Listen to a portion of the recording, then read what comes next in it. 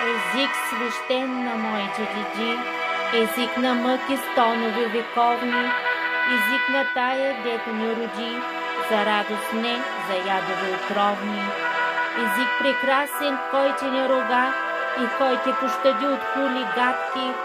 Слушал ли си някой до сега мелодията на твоите звуци сладки?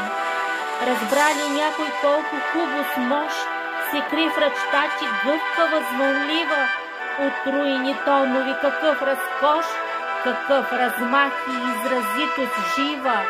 Не, ти падна под общи позор, охулен, опетнен с думи кални и чуждите и нашите в хор отрекоха ти, о, език страдални!